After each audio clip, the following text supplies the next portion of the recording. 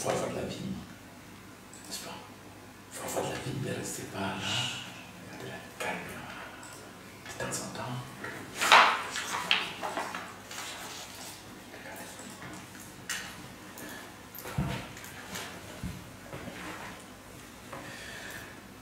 Chers amis, soyez les bienvenus. Nous sommes rassemblés en ce samedi pour notre catéchèse, la catéchèse du samedi. Et voilà, ce soir, nous avons voulu parler du sacrement des malades. Le sacrement des malades n'est pas un sacrement qui est très couru dans l'Église aujourd'hui. Et pourtant, c'est un sacrement qui est régulièrement demandé par un certain nombre de personnes. Il faut dire que beaucoup de personnes se disent que ce sacrement, c'est un sacrement qui est réservé aux personnes d'un certain âge. Et pourtant, c'est un secours, c'est un réconfort, c'est une guérison qui est proposée par l'Église à ceux qui sont en difficulté. Aujourd'hui, avec Marianne et Laurine, que vous avez déjà pris la peine depuis ces années, depuis ces semaines, de nombreuses semaines, vous avez pris la peine de connaître, nous allons parler donc du sacrement des malades. Bonsoir Marianne. Bonsoir. Et bonsoir Laurine. Bonsoir. Alors, comme je le disais tantôt, nous allons parler aujourd'hui du sacrement des malades. Voilà, c'est le sacrement des malades. Parce que, ça suit la hiérarchie des sacrements, si je ne dis pas hiérarchie, mais au moins la lignée que nous sommes tracés pour pouvoir explorer les sacrements ces temps-ci, mais aussi parce que vous m'avez demandé, vous m'avez posé des questions. Alors, je suis à l'écoute des questions que vous avez essayé de rechercher pour aujourd'hui. Mon père, on voulait savoir c'est quoi le sacrement des malades. Le sacrement des malades, c'est juste une prière. C'est un moment de prière de l'Église. L'Église prie pour les malades en leur apportant le secours, en leur apportant le réconfort et en leur apportant la grâce de Dieu. Donc, le sacrement des malades, c'est un moment de prière où l'Église apporte aux malades le réconfort de la part du Seigneur. Mais c'est aussi un moment de prière pendant lequel l'Église exhorte le malade à pouvoir s'associer à la passion de notre Seigneur Jésus-Christ. Donc, une double action. D'abord, l'Église qui apporte quelque chose et qui invite le malade à porter sa souffrance, non pas comme une véritable déchéance, un moment de révolte, mais comme une association à la passion de notre Seigneur. Est-ce que c'est le même sacrement qu'on appelle extrême onction? Oui, anciennement, on appelait le sacrement des malades l'extrême onction. Et on l'a fait d'ailleurs pendant très de longues années, pendant longtemps. Mais il faut dire qu'on faisait le sacrement des malades comme l'extrême onction, c'était regarder, c'est comme si c'était un sacrement morbide, comme si c'était un sacrement qui conduit à la mort, je voulais dire. Alors que ce n'est pas le cas. C'est un sacrement qui donne vie. C'est un sacrement pour tous les malades et pour toutes les maladies. À quel degré de maladie faut-il demander le sacrement des malades? À quel degré de maladie? Je te dis à tout moment. En fait, il faut se dire que chaque fois qu'une maladie menace votre vie, chaque fois qu'une maladie porte gravement atteinte à votre vie, eh bien, il faut demander le sacrement des malades. Et donc, le sacrement des malades, il ne faut pas attendre d'être à la toute fin de sa vie pour demander le sacrement des malades. Non, à tout moment, quel que soit son âge, quel que soit le moment où on se trouve, dès qu'on se rend compte que le sacrement, que notre vie est menacée, eh bien on peut demander le sacrement des malades. Et je vais même vous dire une chose. On peut être bien portant, mais demander le sacrement des malades. Pourquoi je le dis? Bien portant, c'est entre guillemets. Par exemple, une personne qui veut aller faire une opération chirurgicale pour laquelle il a des doutes, pour laquelle il hésite, peut demander antécédemment, avant l'opération, il peut demander le sacrement des malades. Le sacrement permet-il d'avoir la guérison physique? Est-ce que le sacrement permet d'avoir la guérison physique? Certainement. Parce que dans la prière pour le sacrement des malades, nous demandons au Seigneur de donner la guérison spirituelle, d'apporter le réconfort à la personne. Et si le Seigneur le désire, de lui donner la guérison physique. Donc, il y a les deux aspects qui sont mentionnés dans le sacrement. On prie d'abord pour la guérison spirituelle, psychologique, et voire même pour le réconfort que le Seigneur apporte à la personne. Et puis bien sûr, le Seigneur peut désirer, après cela, lui accorder la guérison physique. J'en ai déjà fait l'expérience moi-même. Est-ce que le sacrement est mentionné dans la Bible? Le sacrement des malades, comme tous les autres sacrements, n'est pas mentionné comme tel dans la Bible. Mais il faut se dire que le sacrement est un signe par lequel le Seigneur donne sa grâce. Et donc, en analysant les Écritures, l'Église s'est rendue compte que le Seigneur passait par certains moyens pour pouvoir donner sa grâce. Quand des gens le priaient en étant en instance de maladie, le Seigneur leur accordait donc une double guérison.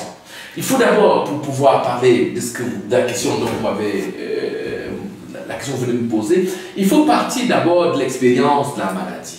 La maladie, dans les Écritures, crée toujours une véritable angoisse. La maladie, très souvent, dans l'Ancien Testament, était considérée comme le fait d'une punition de Dieu due au fait que la personne n'a pas bien suivi les commandements de Dieu, n'a pas vécu comme Dieu le voulait. Et donc, si je prends cet Ancien Testament, je vais vous dire que dans les Écritures, dans l'Ancien Testament, on peut voir des personnes qui ont vécu des atroces maladies et qui sont confiées au Seigneur. Je prends l'exemple de Job. Job, avec la lèpre sur son corps, et quand il a d'abord tout perdu, et puis vient enfin la maladie qui le dégrade et qui lui enlève même sa dignité d'humain, eh bien il va s'en remettre au Seigneur et le Seigneur lui accorde la guérison. Il aura la peau presque aussi jeune que la peau d'un bébé, la peau très très jeune. Alors, on peut aussi voir tous les autres prophètes, les prophètes qui ont demandé, qui ont prié pour demander la guérison. Les prophètes ont prié pour demander la guérison. Mais je vais vous prendre une expérience tout à fait particulière. C'est celle du roi David. Vous savez que la plupart des psaumes, dans les Écritures, vous connaissez les psaumes, on lit les psaumes habituellement après la première lecture. Dans les Écritures, les psaumes sont les psaumes de David. C'est David qui a écrit la plupart des psaumes. Quand vous lisez les psaumes, vous allez voir que David prie régulièrement pour que Dieu accorde la santé à lui-même, Laurent, à lui-même. Quand je dis Laurent, ce n'est pas qu'il s'appelle Laurent, hein, c'est lui, celui qui prie au rang, celui qui prie au rare, c'est celui qui a pu prier. Donc, il prie pour que Dieu lui accorde la guérison à lui. Mais très souvent, il prie pour que le Seigneur accorde la guérison aux autres. Et c'est ainsi que dans les psaumes, vous pouvez trouver des prières pour demander à Dieu la guérison. D'ailleurs, toi, Mariam, si tu es malade, il faut prier le psaume 30. Et toi, Laurine, si tu es malade, il faut prier le psaume 54. Et il y a comme cela beaucoup d'autres psaumes dans les Écritures ou dans lesquels on demande la guérison au Seigneur. Et dans le Nouveau Testament alors? Ah, dans le Nouveau Testament. Dans le Nouveau Testament, partons d'abord de l'expérience du Christ. Le Christ dans le Nouveau Testament, lui, il commence comment le Christ? Lui, il guérit des malades. Vous avez vu l'expérience dans les évangiles. Combien le Christ guérit de nombreux malades. Et d'ailleurs, vous allez voir qu'il y a une diapositive qui va être projetée incessamment, dans laquelle on voit des personnes qui ont descendu un paralytique du toit pour pouvoir le présenter le Christ, pour que le Christ le guérisse. Le Seigneur, Jésus a guéri les aveugles, il a guéri des sourds, il a guéri des muets, il a guéri des paralytiques, il a chassé les esprits impurs. En tout cas, il montre la proximité de Dieu auprès des malades. Il montre le réconfort que Dieu peut apporter aux malades. Et donc, du coup, beaucoup de personnes sont dit, mais Dieu est merveilleux, le Christ est merveilleux. Et donc, chaque fois le Christ a recommandé ses malades, avant de guérir, il s'adresse à Dieu son Père. Il se laisse toucher par les malades. Et le sacrement des malades, c'est un moment au cours duquel l'Église permet aux malades de toucher le Seigneur. Donc, les malades sont touchés par le Seigneur parce qu'une force sortait de lui et guérissait les malades. C'est ce que l'Écriture nous dit, c'est ce que l'Évangile nous dit. Et donc, c'est ainsi que nous, aujourd'hui encore, nous continuons à prier le Seigneur afin que cette force, qui est la force d'Esprit Saint, puisse apporter aux malades une double guérison, comme je l'ai dit tantôt, la guérison spirituelle et la guérison physique. Mais on voit aussi, toujours dans le Nouveau Testament, le Christ a donné ordre à ses disciples de prier et de guérir les malades. Allez, guérissez les malades, disait-il. Et puis, il a dit qu'on reconnaîtrait les gens qui le suivraient à ceci. En mon nom, ils guériront des malades. En mon nom, ils pourront prendre un serpent dans leurs mains et le serpent ne fera aucun mal. En mon nom, ils pourront boire s'ils boivent un serpent, s'ils boivent un poison mortel, ce poison ne leur fera aucun mal. Au nom du Seigneur. Et c'est pour ça qu'aujourd'hui, apôtres du Seigneur, au nom du Seigneur, nous ne faisons que exécuter cet ordre qui il demandait de guérir les malades. Donc, c'est un ordre que nous exécutons aujourd'hui comme ses serviteurs. Et puis, je vais aller plus loin. Voyons tout dans le Nouveau Testament. Les apôtres, eux aussi, ont prié pour les malades. Mais je vais surtout vous noter Saint Jacques. Saint Jacques, dans son épître, Jacques dit à la communauté, si l'un d'entre vous est malade, qu'on appelle les anciens, les prêtres, qu'ils viennent auprès du malade, qu'ils prient pour lui, qu'il lui fasse une imposition des mains et une onction d'huile. Cette prière, inspirée par le Seigneur, accordera la paix et le réconfort au malade. Et si le Seigneur le veut, il lui donnera la guérison physique. Donc voilà, c'est une recommandation de l'apôtre, et donc c'est pour cela que les recommandations sont suffisamment fortes pour pouvoir permettre à l'Église de comprendre que là, c'est un sacrement. Qui donne ce sacrement? Toujours le prêtre? Oui, c'est toujours le prêtre qui donne le sacrement. Parce que comme je le disais tout de suite, Saint Jacques parle des anciens, des presbytes. Vous savez, la maison dans laquelle j'habite, moi je suis prêtre, hein? La maison que j'habite, on appelle cette maison presbytère. Donc ça veut dire que je suis un prêtre. Presbytre, je suis un presbytre. Je suis un ancien. Pas que je sois le plus ancien. Ici dans le salle, il y a Jean-Jacques qui s'occupe de la technique. Jean-Jacques il est plus âgé que moi. Mais d'entre nous, le Seigneur a voulu que je sois le presbyte, donc l'ancien, pas le plus ancien en âge, mais le plus ancien, c'est-à-dire que celui qui, à partir des Écritures, peut apporter quelque chose d'autre, qui peut apporter quelque chose aux autres. Donc voilà, c'est un choix de la part du Seigneur d'appeler certaines personnes des presbytres, des anciens. Donc, qui donne ce sacrement? C'est le prêtre ou alors c'est l'évêque, parce que l'évêque, parce qu'il est prêtre. Que fait-il pour donner le sacrement? Le prêtre, pour donner le sacrement, fait deux choses. Il impose les mains, ça c'est la première chose, et puis il fait une onction d'huile. L'onction d'huile sur le front, sur les mains. Normalement, on pourrait faire l'onction d'huile sur tout le corps, mais de manière, comme ce n'est que de manière symbolique, sur le front, sur les mains, sur les pieds, sur la poitrine. En tout cas, le prêtre peut faire de l'onction d'huile sur la personne et même sur les places sur les endroits qui sont endoloris ou qui sont malades. On peut comprendre qu'il prie ou qu'il impose les mains, mais pourquoi lui? Pourquoi lui? Oui, il impose les mains, comme tu dis, peut-être imposer les mains, ça se comprend, ça peut s'accepter. Lui, alors, d'abord parce que l'apôtre demande qu'il faut qu'on fasse l'imposition des mains et l'huile. Mais pourquoi est-ce que l'apôtre le dit? D'abord, il faut savoir les vertus de l'huile. Je dois vous dire, les filles. Hein? L'huile apporte de la saveur à la nourriture. J'imagine si maman préparait à la maison sans huile. Je l'ai fait, t'en as pas de goût, c'est pas bon. Mais oui, bien sûr qu'on me fait des repas sans huile, mais il est quand même il est agréable d'agrémenter certains mets en y apportant de l'huile. Donc, l'huile, parce que l'huile apporte ce goût, l'huile apporte c'est un remède. L'huile a toujours été pensée comme un remède. Vous savez que je ne suis pas scientifique, mais beaucoup de personnes disent que l'huile, si vous ne prenez pas d'huile, vous n'aurez pas une belle peau, hein, comme vous l'avez actuellement. Hein, vous n'aurez pas. Alors, quand vous prenez régulièrement de l'huile, si vous prenez de l'huile, il nous apporte une vitamine qui donne une bonne qualité à votre peau. Et donc, j'ai dit, l'huile apporte également le parfum de Dieu. Dans les Écritures, l'huile, c'est la symbolique même de la douceur. Et donc, on a voulu prendre cet élément, l'huile, pour pouvoir donner le sacrement, parce que dans les Écritures, l'huile est considérée comme ce qui apporte la douceur et le parfum de Dieu. Et donc, voilà pourquoi l'imposition des mains, et pas seulement l'imposition des mains, mais aussi l'huile pour ses vertus thérapeutiques naturelles et pour les vertus thérapeutiques spirituelles et même naturelles que la Bible lui reconnaît. D'où vient l'huile dont le prêtre se sert pour les sacrements?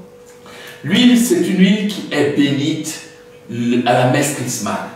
Lors de la messe chrismale, l'évêque est entouré de tous les prêtres de son diocèse et d'un nombre représentatif de tous les autres fidèles du diocèse.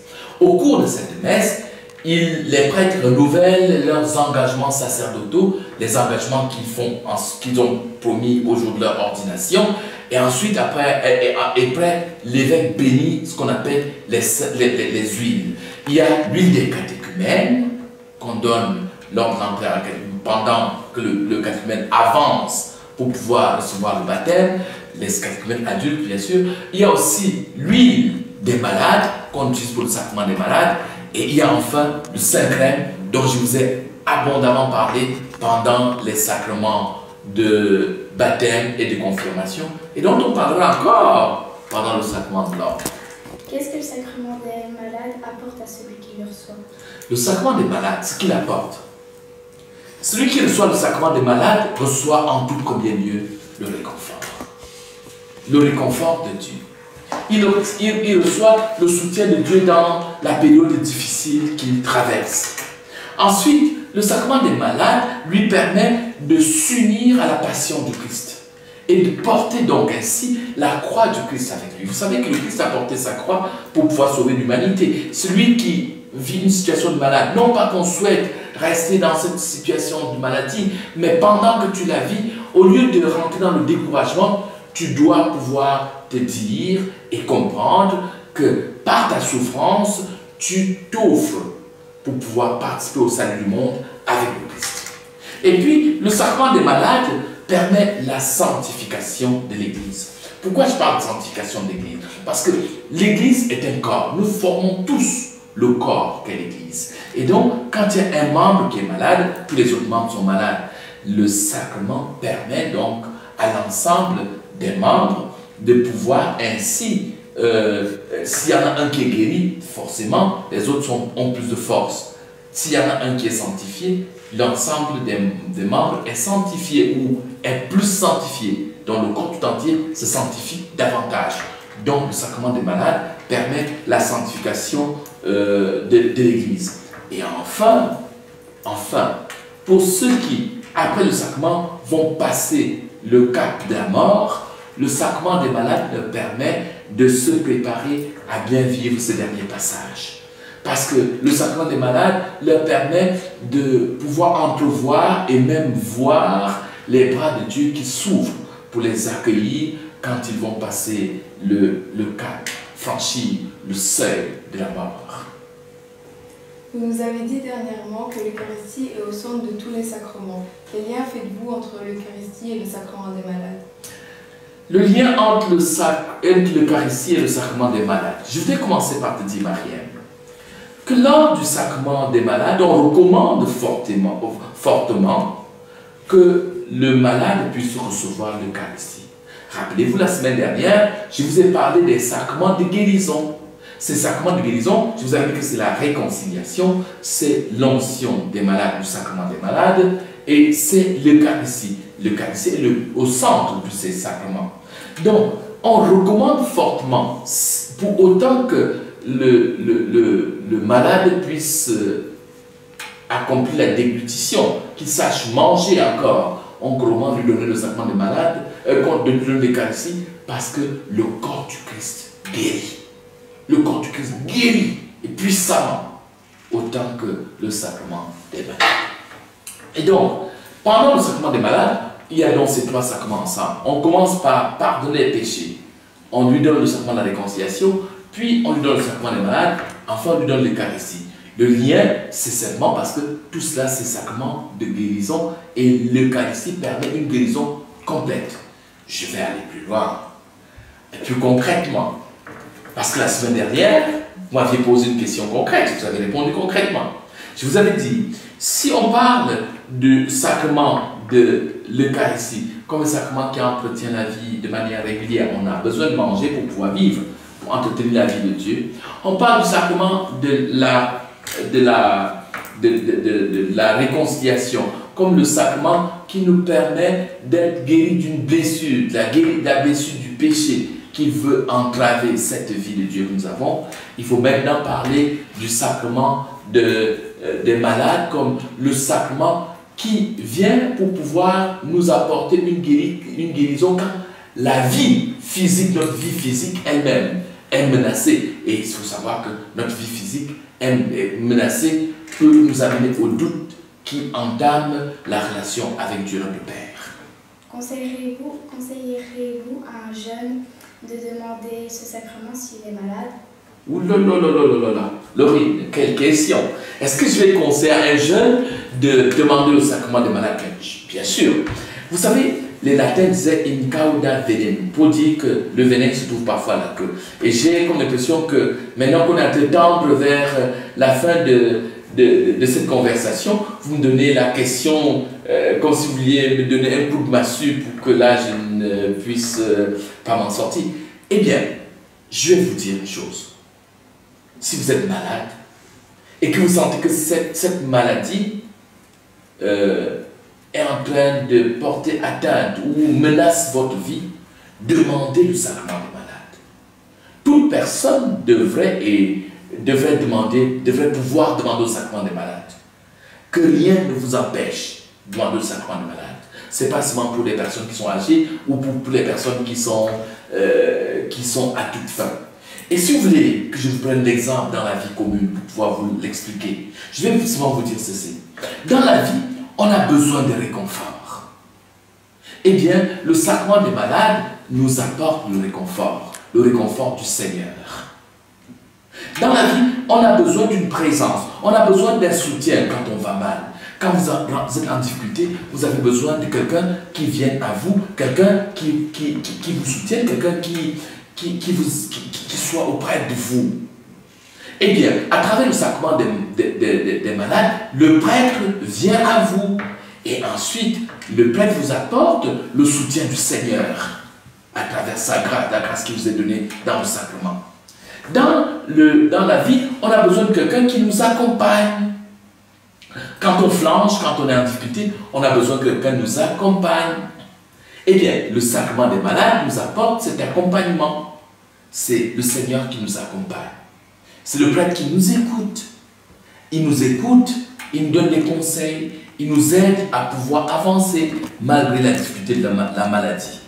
Enfin, dans la vie, on a besoin d'être guéri, on a besoin d'être en santé. Eh bien, le sacrement des malades nous apporte la santé. Il nous apporte la guérison.